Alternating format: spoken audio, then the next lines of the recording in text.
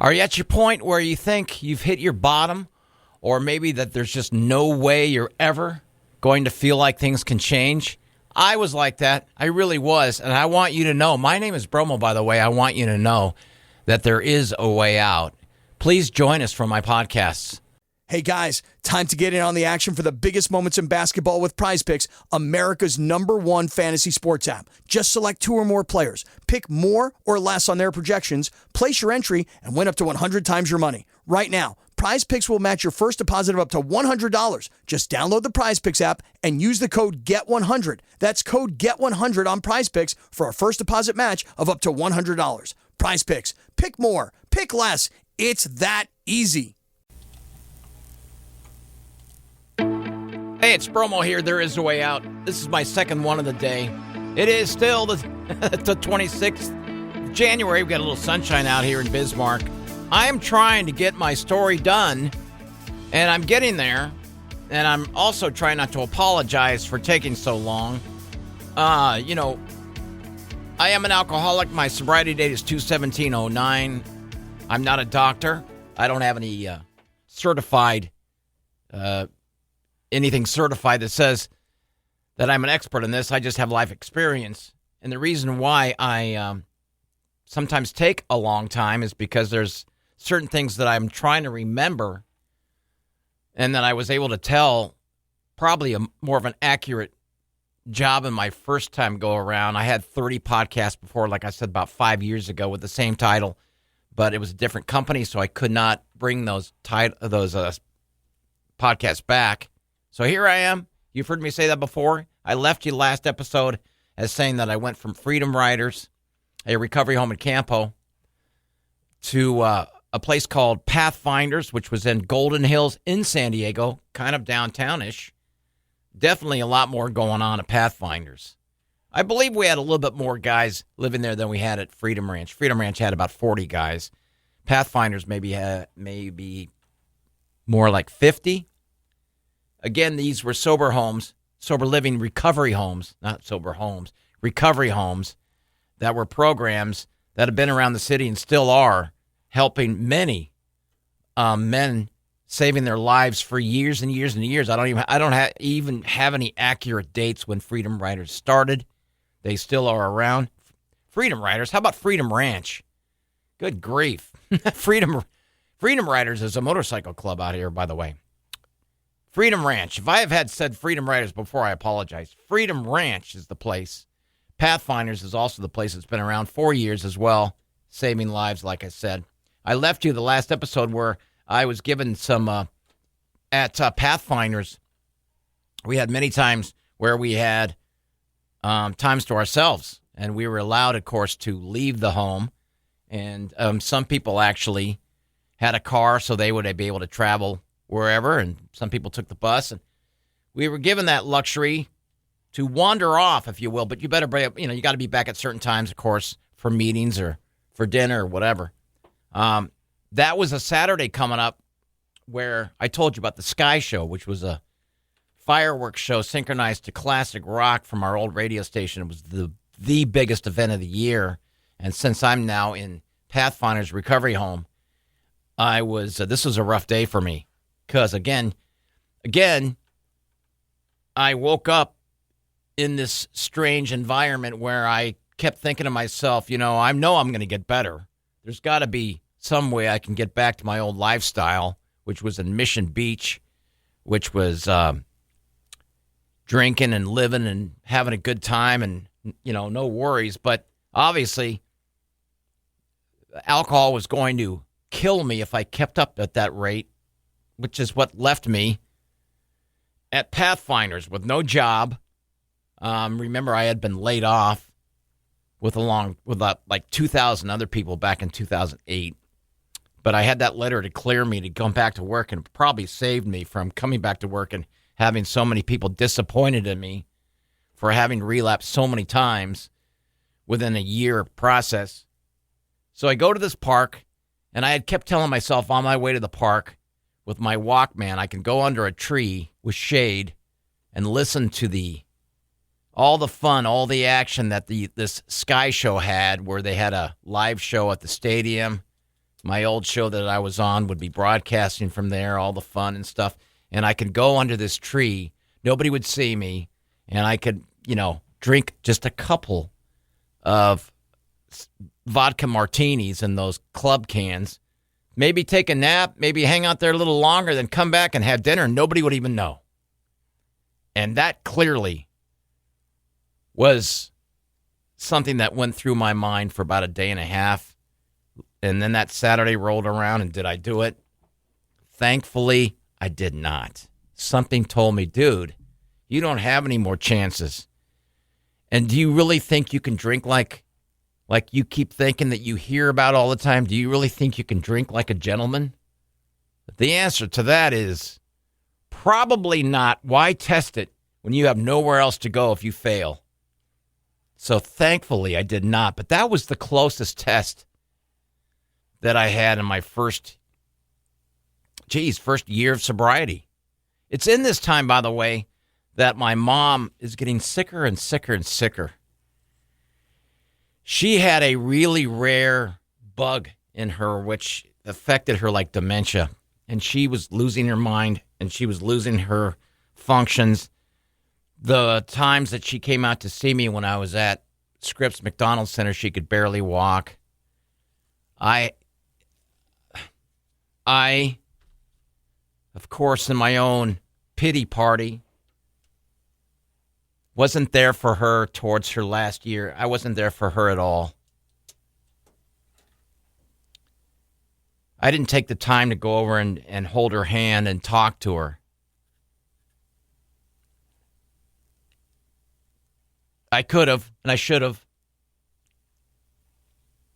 And I let the disease mask any kind of... My mom was literally dying the last year and a half of her life, and I did nothing. And I knew that she was getting worse and worse and worse with reports from my sister who would come down and be with her. And so I remember in the first house in my first 4 or 5 months at Pathfinders, I remember I was walking across the street somewhere, and I was told that I had a phone call, and went over and got the news that my mom had passed away.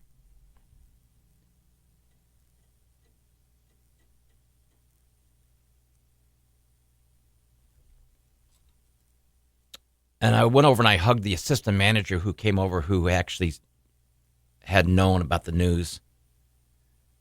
My manager and my assistant manager both got together with me, and they went into the office, and they actually had arranged for me to have my sister come out and pick me up, take me back to my mom's condo where her body was laying. And they gave me the heads up. They gave me the okay that I could spend the night there, which I did.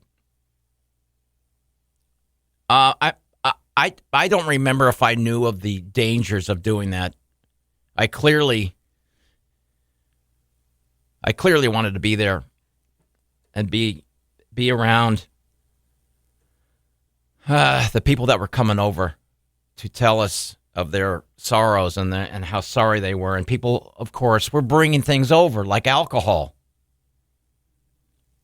It's a weird thing when someone passes away, when some people come over and there's alcohol laid out and people use it to drink, and maybe that breaks down their sorrows, and they're able to communicate with the members who are grieving.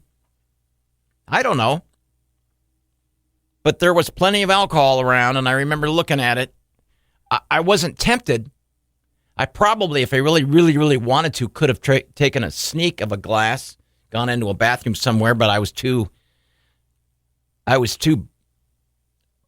blown away by the reality that my mom was laying dead in the other room. I saw many people I hadn't seen in quite a while. Didn't take much time to really feel so much sorrow for myself, even though I probably wanted to. I remember as people started to filter out and leave, we were outside in the front patio, and my sister's having a glass of wine, and I believe my stepdad was out there. Our next-door neighbor came over to be part of the grieving. I remember these two people that showed up, these two guys that showed up in a van. I don't even know. I can't even tell you the company's name. These two guys that were hired to come over and take away the body.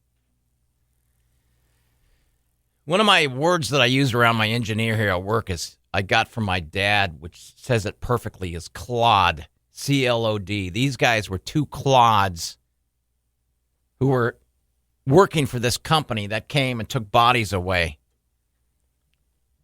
And as we were sitting outside, knowing that these guys were there for a reason, that they were going to appear soon in front of us, taking the body away to the van, and then probably taking that to the funeral home or wherever it was going. These two clods with my mom's body covered by a blanket, at least they did that right, were coming out of the sliding glass door, and one of them banged one of the things, whatever you call it, that the body is on. They banged this thing against the sliding glass door, and the guy goes, "Oops, sorry about it. Oop, watch out for that now. Hey, are you going to go watch the Padres play later on this weekend?" These guys were talking about, they were talking about as casual as they were moving furniture. And yeah, I understand that was part of their job. I understand they didn't know anything about my mom or who we were, but they had no sympathy at all. They didn't show any kind of remorse. There they are carrying out this. What the hell do you call those things that bodies are on? God, I swear I'm losing my mind sometimes. And when you Google that, what would you Google that under? Bodies on a what? You know, on a gurney. Is it a gurney? I don't know what it is. Continue. So they take they take my mom's body to the van and they leave. And I'm there, still with my sister and my stepdad, and I go to sleep, and I wonder what my life is. I wonder, with my mom now gone, and I wasn't there to say goodbye because of my selfishness, and I was wondering, well, all that booze upstairs, how I was at this point in my life where everything is just upside down. My career is toast. I've burned so many bridges with people. I didn't get a chance to say goodbye to my mom. And there I am laying on this couch thinking about alcohol and thinking about wishing I could be back to my old place where I could go across the street, have a martini. How selfish is that? I woke up the next day and I was driven back to Pathfinders and continued my stay. They asked me all about it, and I told them there was booze all around, and they understood. I went from one house to the other as time went by. I went over my 1 year sobriety now, because remember, I had been sober for a little bit before I got to Freedom Ranch, because I had to wait to get a bed there. And then I got a bed there, and that took, I don't know how many weeks I had to call to make sure there was a bed open. And when there finally was, and I went over there, I stayed there for 124 days at Freedom Ranch. So I'm thinking by the time I got to Pathfinders, I was at least 6 months sober. When I was tested by walking out to that park to see if I would drink or not, listening to the event at the stadium I told you about, which I did not.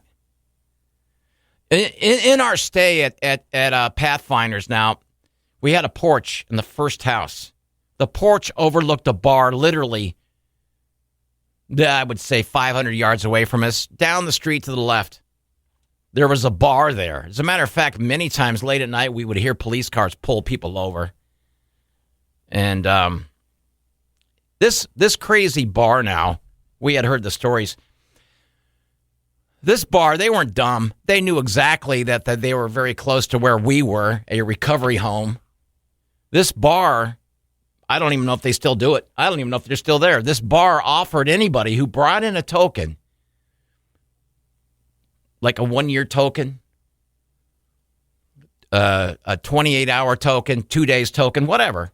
A token is now what you get as a reward, so to speak. 1 year tokens are awesome. Any year token, any kind of token is awesome. It's an achievement of sobriety. It's something to really save. And some people save all of them. Some people give them away to others when they achieve.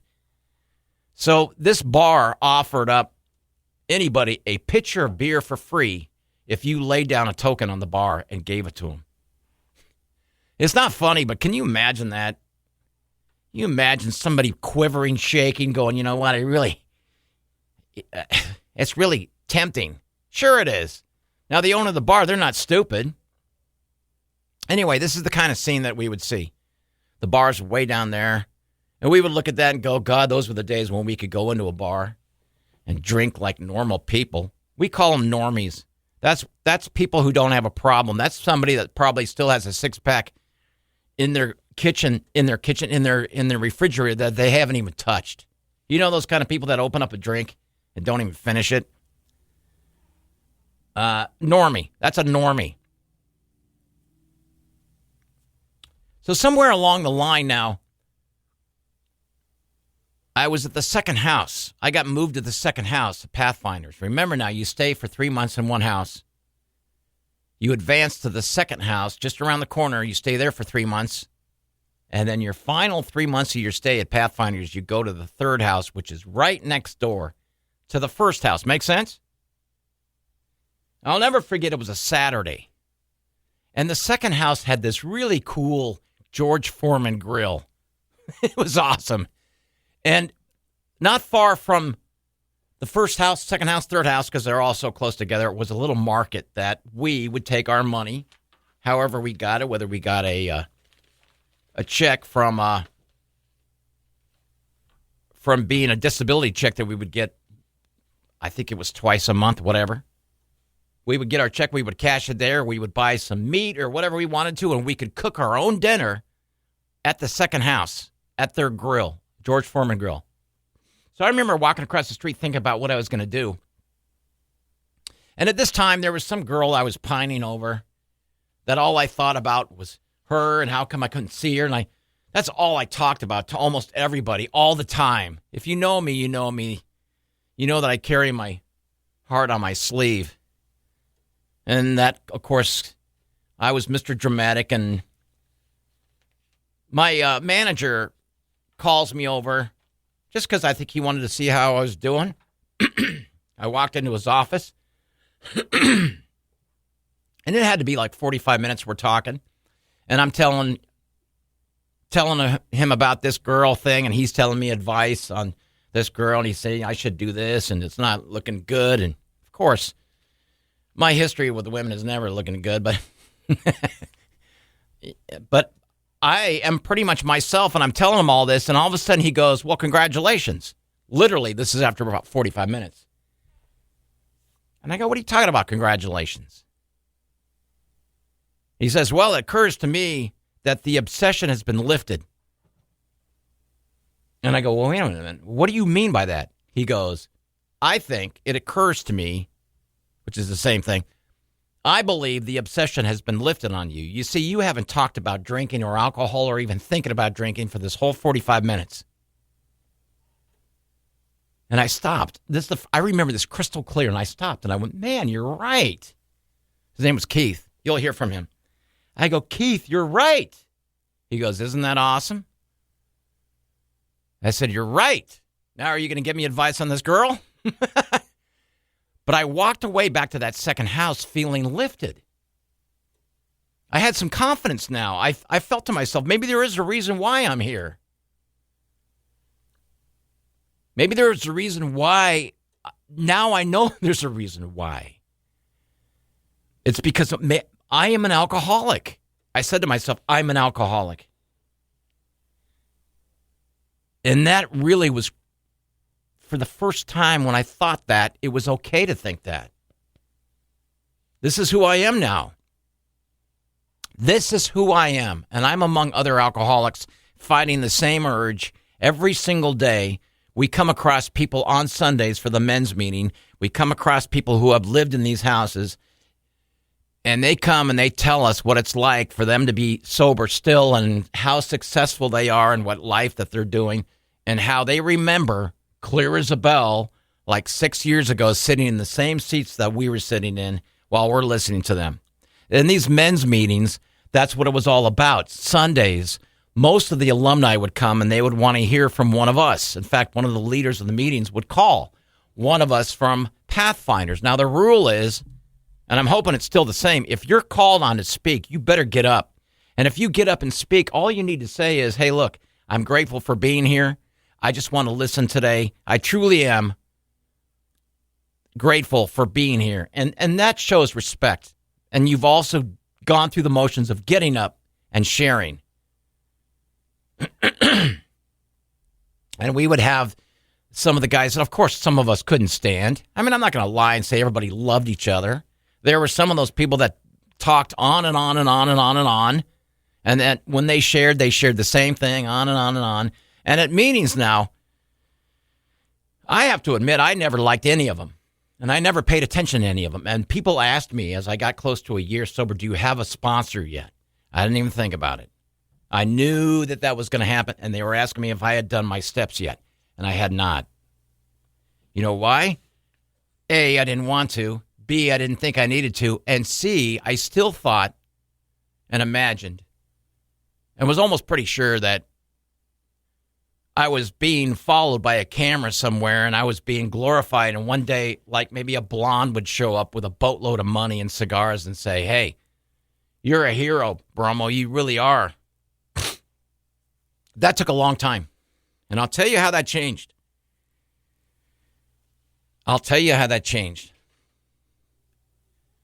There was a fella in the house whose name was Rob. And he entered the house right around the same time I did. So he went from house 1 to 2 to 3 in that progression along with me. Rob was a little younger than I was. Rob had a kid. And Rob looked like a business guy, man. He was all clean cut. But Rob was there for a reason because he's an alcoholic. And his life was out of control. So Rob would tell all of us, including myself, what he dreamt of doing and how he believed his life was still manageable if he got out of there and what he was going to do when he did. And he was one of the few that had a car, okay? Matter of fact, when Rob and I went from house 1, when we went to house 2, we went to house 3. When we went to house 3, we had a tradition where we took about 4 or 5 other guys in his car over to an alumni's house and would have dinner on Sundays. And you know how great that was? First of all, we were all sober. We saw this guy who used to be a member of the house living free in this house with roommates, who's now out on his own doing it sober. And he was telling us how glorious that was. And he was like someone we looked up to. Rob and I and the 3 or 4 guys that were chosen. And we would buy food outside of the Pathfinders, of course, because like any place, you get tired of their own food. And by the way, Pathfinders had really good food. I think they had chicken on Tuesdays, and we would have alumni people show up just to eat the chicken. So we would pick out something different, and we would go over to this house on Sunday nights, and we would cook it up, and we'd come back before curfew, and it was just like a getaway, you know? So Rob was probably, I want to say, 3 weeks away from graduating from the 3rd house, from going out on his own. And, we'd be out on the porch smoking cigars as he's smoking his cigarette. And he's talking about his son, or he's talking about his plans for when he finally does get out, how he's going to get back to reality. And one weekend, he tells us his brother's coming in. And we asked him, what are you going to do? He goes, I'm not sure. My brother, I don't see him that much. We might watch football. And one of us said, okay, well, where are you going to watch football? And he goes, I don't know, maybe his apartment, his house, or his hotel. Okay. Either or, wherever. Just make, we didn't think much of it until we didn't see Rob on Monday morning. And we heard the reason why Rob didn't show up was he had drank his brother talked him into drinking just one beer, which led to another one, and then another one. And Rob got a DUI. Rob got kicked out of the house. We didn't even see him. We didn't know that he had gone with his brother, of course, to a bar, because we would have told him, well, obviously that's the wrong idea. But his brother somehow thought that, man, I'm going to take my brother to a bar, and, man, he surely can have one beer with me.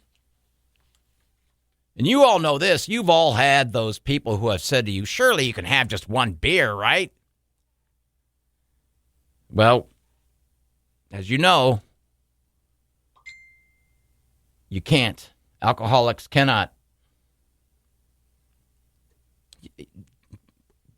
So we found out he had a DUI. And he wasn't coming back. So we were wondering how to get a hold of him, but we didn't really pursue it. We were kind of shocked, just like everyone else. We were sad. Rob was a friend of ours. Remember I told you we had those meditation meetings where all of us, like 30 of us, would be around in one big, huge circle? And this was held in the meeting room, right by where we all ate, the dining hall, the meeting room, whatever. We all circled in a big circle.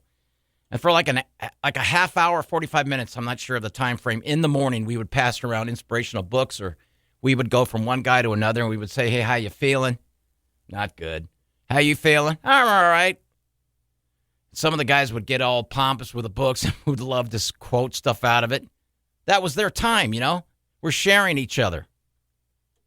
And I remember this particular morning, I was not in the mood, man. I was looking somewhere else, and I was wondering. I clearly was wondering, man, how the hell am I in here? And where's this going? Because in a month or so, when I get out of here, where am I going?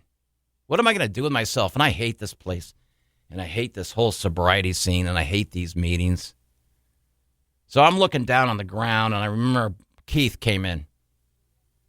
And we looked up at him. We don't normally see him that early in the morning. He says, can I have your attention? And I'm still kind of looking down. And we kind of looked up. He goes, just want to let you know that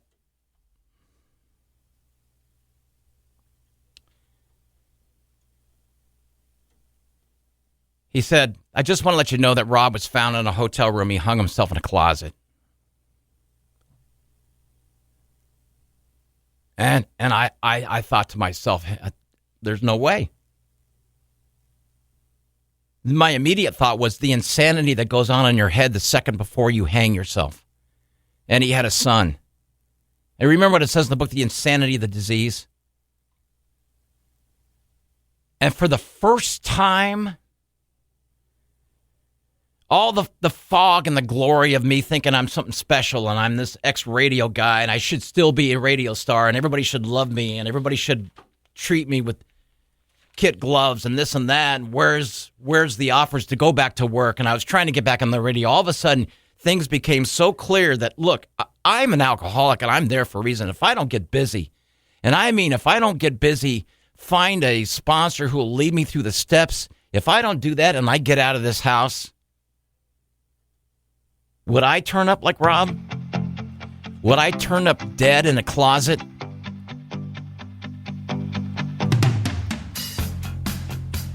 In my next segment, my next episode, I'll tell you how I got busy. How I finally saw the light, if you can believe it or not, and I got on that track. Just want you to know that I appreciate everyone who listens in the comments. For anyone who thinks they may have a problem with a family member with the disease of alcoholism, there is a way out. Hey guys, time to get in on the action for the biggest moments in basketball with Prize Picks, America's #1 fantasy sports app. Just select 2 or more players, pick more or less on their projections, place your entry, and win up to 100 times your money. Right now, Prize Picks will match your first deposit of up to $100. Just download the Prize Picks app and use the code GET100. That's code GET100 on Prize Picks for a first deposit match of up to $100. Prize Picks. Pick more. Pick less. It's that easy.